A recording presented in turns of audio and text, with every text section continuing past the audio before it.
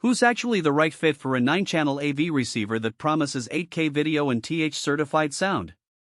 Who should walk away before they spend a couple of grand on a piece of kit that most folks will never really tap into? And, most importantly, does the price make sense for someone whose home theater is more about weekend movie nights than a dedicated home cinema room? If you're sitting on the fence, keep listening. Link is in the description if you want to check the product details on Amazon. Let's start with the kind of situation that leads most buyers to this point.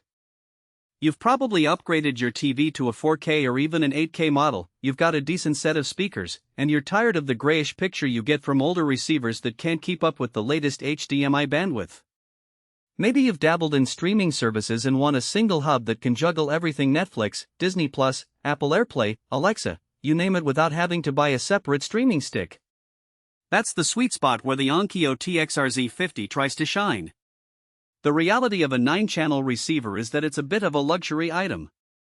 Most households only ever use 5 or 7 speakers, left, center, right, surround left/right, and perhaps a subwoofer. Adding rear surrounds, height speakers for Dolby Atmos, or even a separate front height pair pushes the channel count up, but many people never actually wire all those speakers. That means if you're only planning a classic 5.1 or 7.1 setup, the extra power and connectivity are mostly sitting idle. Onkyo's RZ50, with its 250 watts per channel into 6 ohms, is certainly capable of driving demanding floor-standing speakers, yet the everyday movie lover with bookshelf speakers will never see that ceiling of output. One of the biggest practical strengths is the DIRAC live room correction. It's a software-driven calibration that listens to your room and makes micro-adjustments to the speaker levels, timing, and even the crossover points. In a real-world test, say you've set up your system in a living room with a large window and a rug, the DIRAC engine can tame the harsh reflections that typically cause a ringy sound. The result is a tighter bass response and a more cohesive soundstage. For gamers, that means the directional cues in a first-person shooter become more precise, and you'll actually hear the distant footstep a little earlier than you would with a flat-tuned receiver. On the video side, the RZ50 handles uncompressed 8K per 4K at the full 40 gigabits per second bandwidth.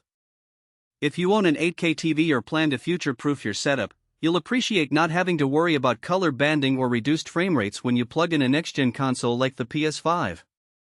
In practice, however, most streaming services are still delivering 4K at best, and even HDR10+ content is relatively scarce.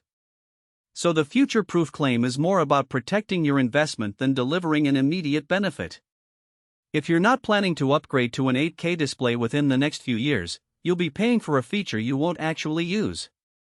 The included 12-pair speaker banana plugs are a nice little convenience.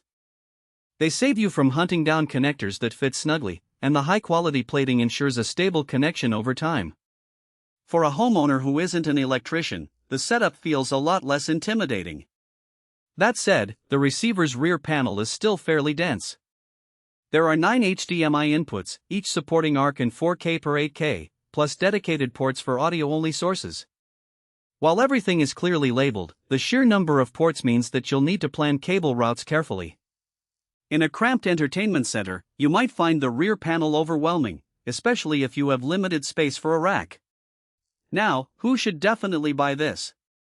If you are a home theater enthusiast who already has or intends to buy a full Dolby Atmos speaker array, say, 2 height speakers in the front and 2 in the rear, then the extra channels and the advanced room correction become real value drivers.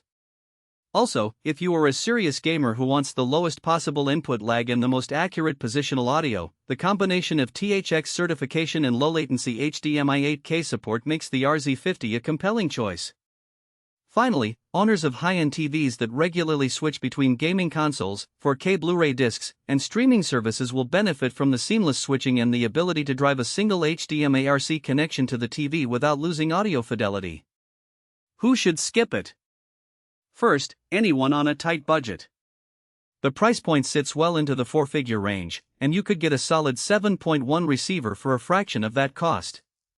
Second, renters or people who plan to move in a few years because the heavy aluminum panel, while gorgeous, adds weight and isn't as portable as a compact 5.1 unit. Third, anyone who doesn't intend to use more than 5 speakers. In that case, the RZ50's extra channels are dead weight, and the money would be better spent on higher quality speakers or a dedicated subwoofer. On the weakness side, the remote control feels a bit dated. It's a full-size remote with a lot of buttons.